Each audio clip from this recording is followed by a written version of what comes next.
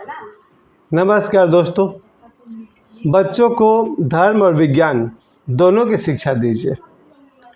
हमारा भारत धर्म के समय में, जब पुराने समय में धर्म के विषय में इतना मजबूत था, इतना स्ट्रॉन्ग था, उसी समय हमारा भारत विज्ञान में भी मजबूत था। अगर प्राचीन बात की जाए तो आप सभी जानते हैं कि शून्य का आविष्कार भी भारत में हुआ, और जो आयुर्वेद है वह भी विज्ञान है, उसका आविष्कार भी भारत में हुआ। और महाभारत में जिस तरह का युद्ध दिखाया गया है, आज के वैज्ञानिक इस बात को मानते हैं कि जितने भी एटॉमिक वार्स हैं वो सब महाभारत के ज़माने में हुआ था।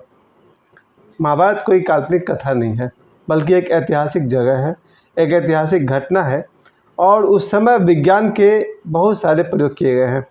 आज जो हम रिमोट से बहुत कुछ कर लेते हैं, वो बहुत पहले महाभारत में दिखाया जा चुका है। उस ज़माने में जब कहा जाता है कि संजय ने घर बैठे बैठे, महल में बैठे बैठे महाभारत के युद्ध को देखा, तब सभी को लगता होगा कि ये कैसे संभव है कि एक आदमी दूर कहीं बैठे 1000 किलोमीटर दूर की घटना को देख सकता है। बाद में संजय ने संभव किया, संजय ने देखा, और संजय युद्ध को देख रहे हैं और महाराज युधिष्ठिर को बता रहे हैं। विज्ञान जब डेवलप हुआ तो फिर दूरदर्शन का आविष्कार हुआ, और टेलीविज़न के माध्यम से हम सब ने हज़ारों किलोमीटर दूर के घटनाओं को अपनी आंखों से देखा। यही बात है धर्म और विज्ञान में। प्यारे दोस्तों, जब धर्म आपका स्ट्रॉन्ग होता है और विज्ञान अगर कमज़ोर हो जाए तो देश गरीब हो जाता है। वही हुआ भारत के साथ। भारत एक समय में धर्म की ऊंचाई पर था और विज्ञान की ऊंचाई पर भी था। जब रामायण की कथा में ये बात लिखी गई कि रावण के पास पुष्पक विमान था, उस ज़माने में बहुत सारे लोगों को लगता होगा कि ऐसा कोई विमान संभव है जो आकाश में उड़ता हो। और आज हम सभी जानते हैं कि विमान का निर्माण हुआ। यहाँ तक कि स्टडी करने से पता चलता है कि विमान का आविष्कार राइट ब्रदर्स ने किया, लेकिन कुछ लोगों ने खोज कर ये निकाला कि भारत के नौजवान ने, बच्चों ने हवाई जहाज़ का आविष्कार किया था सर्वप्रथम। इस विषय पर आप भी सर्च कर लीजिएगा कि हवाई जहाज़ का आविष्कार सर्वप्रथम राइट ब्रदर्स ने किया था या भारत के किसी बच्चे ने किया था। जो भी है, मेरा आज का विषय है कि बच्चों को साइंस और रिलीजन दोनों की शिक्षा मिलनी चाहिए। बिना धर्म के विज्ञान घातक हो सकता है, और हुआ जब जापान में एटम बम गिराया गया 6 अगस्त 1945 को, 6 अगस्त 1945 को, तो वहाँ आपको बहुत साफ साफ दिखेगा कि विज्ञान ने तो चमत्कार किया, लेकिन लाख व्यक्ति का जान ले लिया। इसलिए धर्म के साथ साथ विज्ञान और विज्ञान के साथ साथ धर्म भी होना चाहिए। जिस देश में सिर्फ विज्ञान तरक्की कर जाए और धर्म कमज़ोर हो जाए, वो देश क्रूर हो जाता है। आपको सभी को पता है कि हमारे देश पर जो हमले हुए थे, और जब से हमले होने शुरू हुए, जिन लोगों ने हम पर हमला किया वो सभी वैज्ञानिक दृष्टि से ताकतवर लोग थे। यहाँ तक कि जो मुग़ल आए थे, जो अंग्रेज़ आए थे, इन सब के पास हमसे अधिक डेवलप टेक्निक था, जिसके कारण हमारा देश गुलाम हो गया। 2-4 दिन पहले मैं आप सभी से कहना चाहता था, मैं फिर से अपना परिचय दूं, मैं सरोज पांडे आप सभी से कहना चाहता हूं कि मेरे कुछ दोस्तों का धारणा है कि अगर भारत की जनसंख्या ज़्यादा हो जाए तो हम मजबूत हो जाएंगे। कुछ मित्रों का ये भी मानना था कि अगर मुस्लिमों की संख्या ज़्यादा हो जाए तो ताकतवर हो जाएंगे, और कुछ दोस्तों का धारणा है कि अगर हिंदुओं की संख्या ज़्यादा हो जाए तो ताकतवर हो जाएंगे। इस बात को मैं आज बहुत ज़रूरी रूप से आप सभी को बताना चाहता हूँ कि जब इस विषय पर ओशो ने कहा है अपने वीडियो में कि भारत में मुस्लिमों की संख्या नंबर 2 पर है, 2nd पोजीशन में है, और बहुत जल्दी नंबर 1 पर हो जाएगा। उस समय की बात है 1989 में ओशो ने प्रवचन दिया है, जिसमें वो कहते हैं कि भारत में विश्व में सबसे अधिक मुसलमानों की संख्या भारत में है। और ओशो ने यह भी कहा है कि आज मुस्लिम नंबर 2 पर है और बहुत जल्दी नंबर 1 पर हो जाएंगे, क्योंकि मगर मुस्लिमों की संख्या बढ़ती गई 4 पत्नी या 5 पत्नी वाले अधिकार के कारण। आपके हिंदुओं के घर में अगर 1 संतान होगा तो मुस्लिम के घर में 2-4 संतान हो सकते हैं, और इस तरह धीरे धीरे संख्या बढ़ जाएगी। तो हिंदुओं को लगता है अगर मुस्लिमों की संख्या ज़्यादा बढ़ जाएगी तो वो पावरफुल हो जाएंगे। मुस्लिमों को लगता है आज हिंदुओं की संख्या ज़्यादा है तो वो पावरफुल है। ऐसा सच्चाई नहीं है। मैं उसी दिन ध्यान दिया मैंने कि ओशो तो कहते हैं, मैं उसके बावजूद कहना चाहता हूँ कि नंबर डजंट मैटर, संख्या से कोई ताकतवर नहीं हो जाएगा। ये मेरा अपना है। न तो मैंने ओशो से सुनकर इस बात को बोल रहा हूँ और न अपने दोस्तों को सुनकर। दोस्तों को लगता है मुस्लिम ज़्यादा होंगे तो उनका राज चलेगा, दोस्तों को लगता है हिंदू ज़्यादा होंगे तो इनका राज चलेगा, यहाँ तक कि ओशो ने भी इस पर शंका जताई। लेकिन उसी समय मुझे ये बात का अंदाज़ा हो गया कि संख्या से कोई ताकतवर नहीं होता है। क्योंकि जब हमारे भारत में मुग़ल आए थे, उनकी संख्या कितनी थी? हमारे जनसंख्या अगर उस समय 10 करोड़ था तो कितने बाहर से आए थे? क्या 10 करोड़ से अधिक आए थे क्या मुग़ल? नहीं आए होंगे ना, लाखों की संख्या में आए होंगे। धीरे धीरे तो सैकड़ों, फिर हज़ारों, फिर लाखों की संख्या में आए होंगे। तो 1 लाख मुग़ल अगर 10 करोड़ हिंदुस्तानियों पर राज कर सके, इसका साफ मतलब हुआ कि संख्या से कोई ताकतवर नहीं होता है। फिर अब जब आइए आप इधर ईस्ट इंडिया कंपनी की कहानी में आइए। ईस्ट इंडिया कंपनी जब भारत में आई, उस समय भारत की आबादी कितनी रही होगी?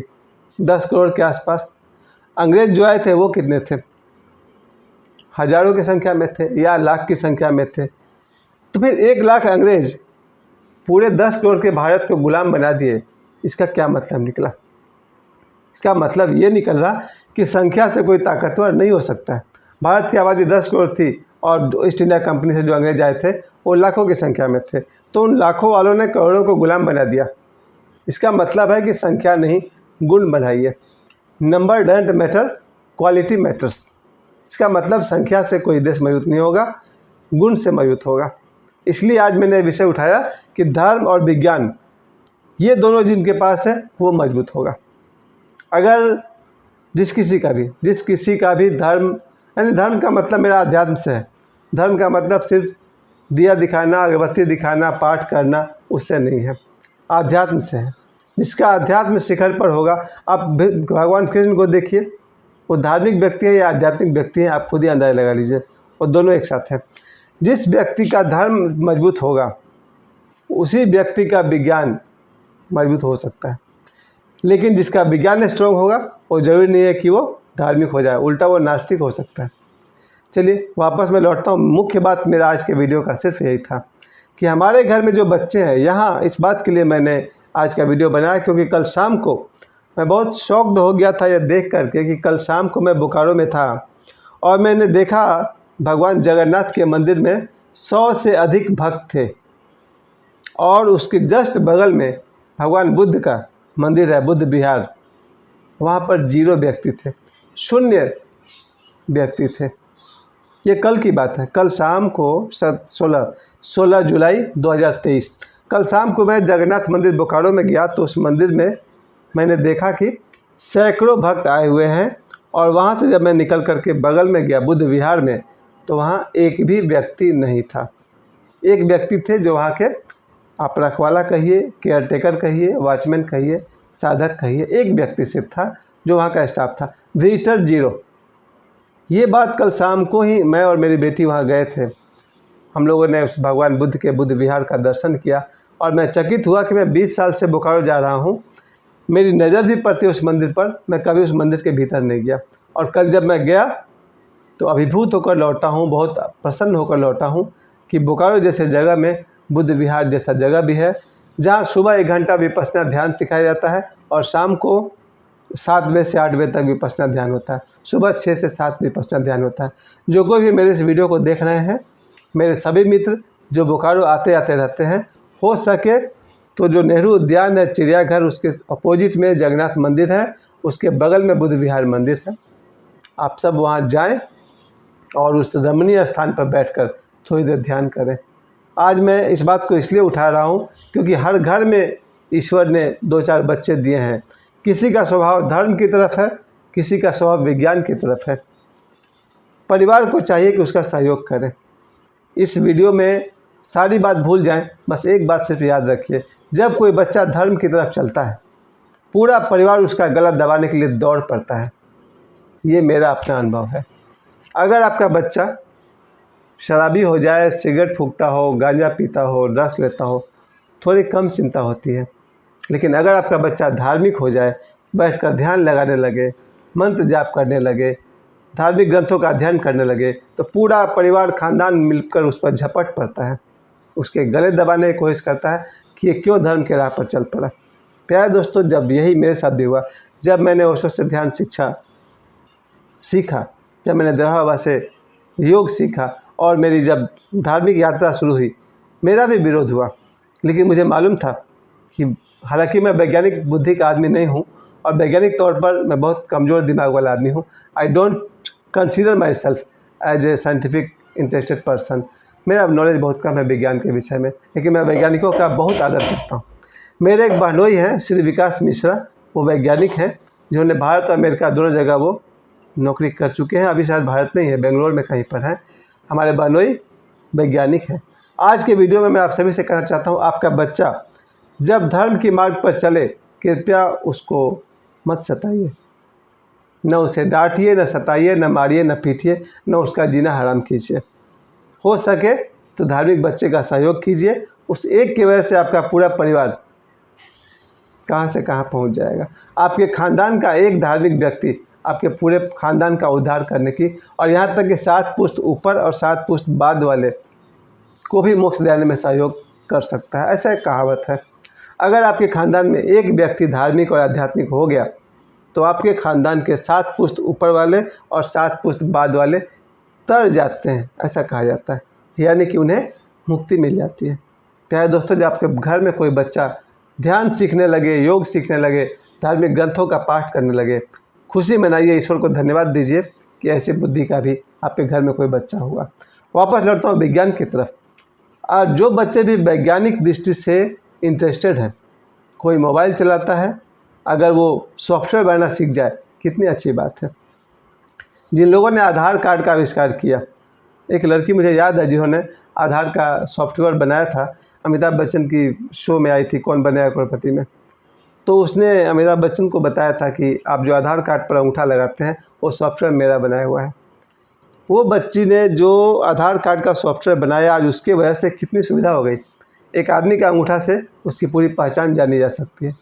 प्यारे दोस्तों, हमारा बच्चा अगर विज्ञान में इंटरेस्ट रखता है, उन्हें मदद कीजिए। बच्चों को जो साइंटिफिक मूड रखते हैं, साइंटिफिक नेचर रखते हैं, उन्हें तरह तरह के किताब उपलब्ध कराइए, उन्हें मोबाइल चलाने दीजिए। और स्कूल में ये लाइन बहुत इंपॉर्टेंट है मेरा आज का, स्कूल में बच्चों को सप्ताह में 3 दिन लैब में जाकर 1 घंटा पढ़ाया जाना चाहिए।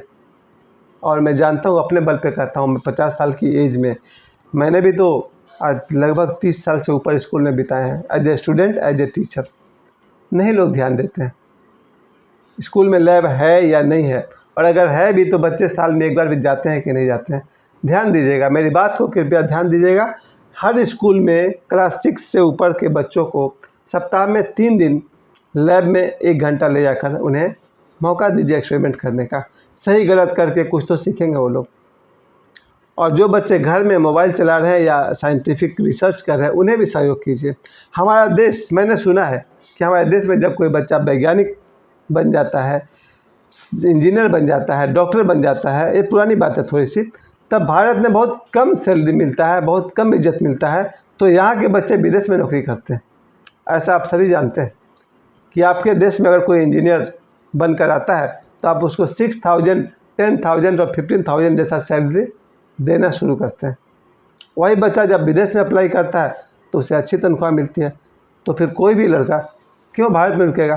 भारत का बच्चा विदेश में जाकर नौकरी कर रहा है, गलत पॉलिसी है ये। हमारे देश के बच्चों को, इंजीनियर्स को, वैज्ञानिकों को अगर हमारे देश में ही अच्छी जगह प्लेसमेंट मिले, अच्छी जगह नौकरी मिले, तो हमारे देश की सेवा करके देश को आगे बढ़ाएंगे। ये मैं विशेष रूप से कहना चाहता हूँ। स्कूल में लैब की व्यवस्था हो, सप्ताह में 3 दिन लैब में बच्चे जाएं, और सरकार की तरफ से जो सुविधा मिल सके बच्चों को साइंटिस्ट बनने में, उन्हें मिलना चाहिए। जितने भी टीचर्स हैं वो, उनके हाथ में दोनों चाबी है। शिक्षक के हाथ में ही धर्म और अध्यात्म है, और शिक्षक के हाथ में भी विज्ञान की जानकारी है। मैंने BSc से पढ़ाई की है, फिजिक्स, केमिस्ट्री, मैथ से मैंने पढ़ाई किया है। और मैं आज अपने वीडियो के माध्यम से कहना चाहता हूँ कि हमारे देश के, हमारे परिवार के सभी बच्चे जो भी धर्म की राह पर चलना चाहे, उन्हें धर्म के राह पर सहयोग कीजिए। जो बच्चे भी विज्ञान के राह पर चलना चाहे, उन्हें विज्ञान के राह पर सहयोग कीजिए। जब हमारे देश में धर्म और विज्ञान दोनों मजबूत होगा तब हमारा देश विश्व गुरु होगा। शुक्रवार को जब चंद्रयान 3 का लॉन्चिंग हुआ और सफलतापूर्वक हुआ, तब से मैं ये प्लान कर रहा था कि मैं अपने विचार आप सभी के सामने रखूं। हमारा देश विज्ञान में मजबूत हो जाए। विज्ञान में मजबूत नहीं होने के कारण ही इंग्लैंड भारत पर शासन कर सका। विज्ञान में कमज़ोर होने के कारण ही कई बार अमेरिका को मजबूत देश माना गया, भारत को नहीं माना जाता है। लेकिन आज मैं देख रहा हूँ कि हमारा भारत विज्ञान के दृष्टि से धीरे धीरे मिसाइल मैन हमारे लेट APJ अब्दुल कलाम साहब और अटल बिहारी वाजपेयी जी के समय भी कुछ साइंटिफिक एक्सपेरिमेंट हुए हैं। हमारे देश में विज्ञान का विकास होना शुरू हो गया है।